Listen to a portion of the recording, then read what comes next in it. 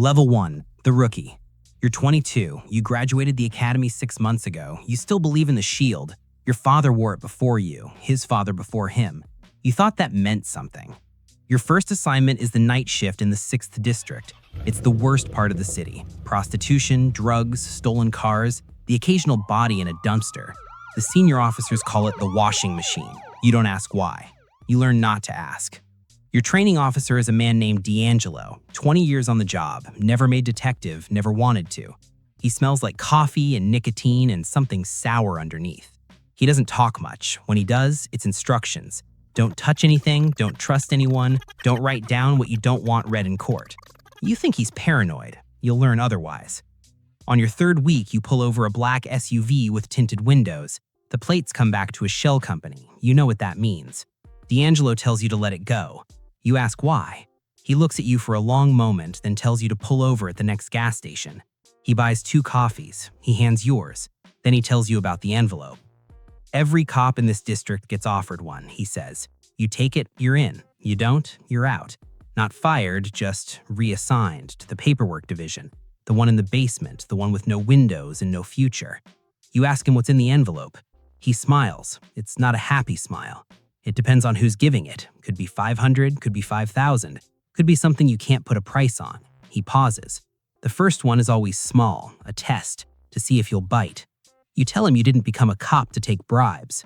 He finishes his coffee. You became a cop because your daddy was one. You don't know why you're here yet. Give it time. The system has a way of teaching you. 3 weeks later, the envelope comes. $500. A handwritten note for your trouble. You don't know who sent it. You don't want to know. You put it in your pocket. You tell yourself it's for the gas you've been buying out of pocket, the tires that need replacing, the student loans that are eating you alive. You take it home. You hide it under your mattress. You don't sleep that night. In the morning, you're still a cop, but something has shifted. A door that was closed is now open. You didn't walk through it, but you didn't lock it either. Level 2, the collector. 3 years pass. You've made your peace with the envelopes. They come monthly now, sometimes weekly. You've learned the system. There are 3 crews in the 6th district. The Russians run the guns and the girls, the Albanians move the drugs, the Dominicans control the stolen cars and the chop shops. Each one pays, each one expects something in return. Not protection exactly, just absence. You look the other way, you call in the wrong addresses, you lose the paperwork. You've stopped counting the money. It doesn't matter. What matters is that you're not the one asking for it. You're not corrupt, you're just not interfering. There's a difference. D'Angelo retired 6 months ago. He gave you his badge number on a scrap of paper. If you ever need to disappear, he said. You didn't ask what that meant. You're on your own now. You have your own car, your own beat, your own envelope schedule. You've learned to read the signals. A white van parked in the wrong spot means a drop. A flashing porch light means heat. A folded newspaper on a stoop means the payment is late. You're not a collector, you tell yourself that. You're a caretaker. You keep the peace. You keep the violence contained. The drug murders happen in the empty warehouses, not the streets. The gun deals happen at 3 a.m., not noon. You're making the district safer. The first time you have to hurt someone, it's an accident. A junkie tries to grab your gun. You hit him, harder than you meant to. He falls, hits his head on the curb. You stand over him, watching the blood pool. He's still breathing. You don't call an ambulance. You walk back to your car and drive away. You tell yourself he deserved it. You tell yourself he would have killed you. You tell yourself so many things. That night, you take the envelope out from under your mattress. You count it. $12,000. Enough to pay off your student loans. Enough to put a down payment on a house. Enough to never look back. You don't look back. You look forward. At the money. At the weight of it. At what you're becoming. You put it back under the mattress. You don't sleep. But not because you're afraid. Because you're calculating. The Russians need new territory. The Albanians are pushing in. There's going to be a war. And in a war, there's money to be made. You're not a collector anymore. You're something else. Level 3. The middleman. You're 28. You have a reputation. Not among the cops. They think you're quiet, efficient, a little too comfortable with the night shift. But among the crews, you're known. You're the one who can make things happen. The one who can get a warrant buried, a witness to recant, a charge to disappear. You don't ask for money anymore. You don't have to. It comes to you. In envelopes, yes, but also in favors. A car when yours breaks down, a contractor who renovates your bathroom for free, a vacation rental on the coast. No paperwork, no trace. You've learned the currency of the system. It's not money, it's obligation. You do something for them, they owe you. They do something for you, you owe them. It's a ledger. It's always balanced. The first time you're asked to do something real, it's from the Albanians, a witness, a man who saw something he shouldn't have. He's being held at the county lockup. They need you to get him out. Not legally, permanently. You tell them no. 2 days later, your sister's car is keyed, not vandalized, a warning, a thin line down the driver's side, precise, professional. You think about calling internal affairs. You think about running. You think about your father's badge hanging in your hallway, watching you. You make the call, not to IA, to the Albanians. You tell them you'll handle it. The witness is a low-level drug user who saw an execution. He's scared. He's alone. He trusts you because you're a cop. You walk him out of the lockup. You tell him you're taking him to a safe house. You drive him to an empty warehouse on the waterfront. You leave him there. You don't stay for what happens next. You don't have to.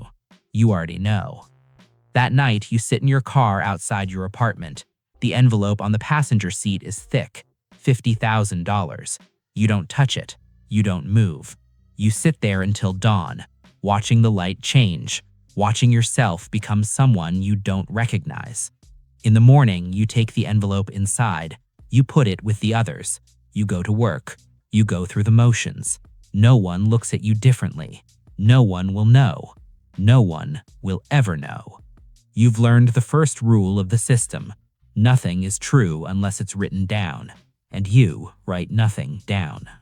Level 4, the operator. You're 34, you have a house in the suburbs, a boat you never use, a girlfriend who thinks you're a dedicated public servant. You've stopped correcting her. You don't work the night shift anymore. You're a detective now. You have your own office, a window, a nameplate. It means nothing. The money comes through shell companies now, consulting fees, security assessments. No one asks what you're consulting on. No one wants to know. You're not a middleman anymore. You're an operator. You move product, but not the kind that comes in bricks. You move information. You move leverage. You move people. The cartels have discovered the 6th district. The Russians and Albanians are fighting over territory, and the cartels are watching, waiting to move in. They need someone to manage the chaos, someone who knows the streets, the system, the players, someone who can be bought. You meet them in a hotel outside the city. 3 men in dark suits, no accents, no theatrics. They don't threaten, they don't negotiate. They state terms. $1 million a year, a retirement package, a new identity when you're done. In exchange, you manage the district. You keep the violence contained. You keep the cops away. You keep the system running. You tell them you need to think about it. They leave an envelope on the table. Not money, a photograph. Your girlfriend leaving her yoga studio. Your sister at the grocery store. Your nieces at their school. You don't need to think about it. You already know the answer. You've known since the first envelope 12 years ago. You were never going to say no. Level 5, the gatekeeper. You're 40, you've been promoted twice, lieutenant now. You command a precinct, 60 officers, $2 million in assets, a reputation for being tough on crime. The numbers are fake. You know it, the mayor knows it, the chief knows it. No one says anything. No one ever says anything. You're the gatekeeper now. Nothing moves in the district without your knowledge. Every shipment, every deal, every body. You know when, where, how. You don't stop it, you manage it. The cartels pay you in cash. The Albanians pay you in favors. The Russians pay you in silence. You've built a system. It works. The first time you order a hit, it's not personal. A rival crew from the next district tries to move in. They don't know the rules. They don't know who controls the territory. They need to be taught. You make a phone call. 3 words. Handle the problem. 3 days later, 2 men are found in a parked car, execution style. The papers call it a gang dispute. The next district pulls back. The territory is secure. You don't feel anything. You haven't felt anything in years. Level 6, the commander. You're 46, captain now. You command the entire division, 12 precincts, 1,500 officers, a budget that could fund a small country. You haven't touched an envelope in years. You don't need to. The system pays you. The system protects you. The system owns you. You're the commander. You decide who gets promoted, who gets assigned to the basement, who gets the night shift in the washing machine. You decide who eats and who starves, who lives and who dies. The cartels come to you now, not in hotel rooms, in your office. They sit across from your desk. They call you by your rank. They ask permission. You give it, or you don't. It's your call. The money goes into accounts you can't access, offshore, encrypted, untouchable. You'll never spend it. You don't need to. The power is the payment. The first time a cop under your command refuses to play, you watch him get ground down. It's efficient. It's quiet. A transfer to the worst district, a partner who can't be trusted, a complaint from a civilian that can't be verified. 6 months later, he's in the basement. A year later, he's gone. You don't know where. You don't want to. You could have stopped it. You didn't. You tell yourself it's the system. You're just a part of it. You didn't build it. You inherited it. It's a lie. You know it's a lie. But you've been lying so long, it feels like truth. Level 7, the deputy chief. You're 52. Deputy chief now. You have an office on the top floor, a view of the city, a name that people whisper. You don't take calls from cartels anymore. They take calls from you. You've built an empire, not of drugs or guns, of loyalty, of fear, of silence. The cops under you don't take orders from the mayor. They take orders from you. You control the police union. You control the promotions. You control the narratives. No one moves against you because no one can. The first time you meet with the governor, it's in a private room at a restaurant no one knows exists. He needs something. You need something. You negotiate. You agree. You shake hands. You're not a cop anymore. You're something older, something darker, a king in a kingdom made of secrets. You have a wife who doesn't ask questions, children who don't know what you do, a house with gates, a car with tinted windows, a life that looks like success. You look in the mirror some mornings. You don't recognize the face looking back. You don't try to. Level 8, the ghost. You're 63, retired. The pension is generous. The offshore accounts are full. You live in a place where no one knows your name. You don't answer the phone. You don't read the news. You don't see anyone. The system you built is still running. You know it is. The men you promoted are now the men giving orders. The women you protected are now the ones protecting others. It doesn't need you anymore. It never did. You sit on your porch in the evenings. You watch the sun go down. You think about the first envelope, $500. You think about D'Angelo's face when he told you about the system. You think about the witness you left in the warehouse, the cop you let get ground down, the men you ordered killed, the lives you destroyed, the ones you saved. You can't tell the difference anymore. The phone rings sometimes. You don't answer. The doorbell rings sometimes. You don't move. You know they'll come eventually. The feds, the cartels, the ghosts of the men you buried. They always come. You sit on the porch. You watch the light fade. You think about the last time you felt like yourself. You can't remember when that was. The cycle.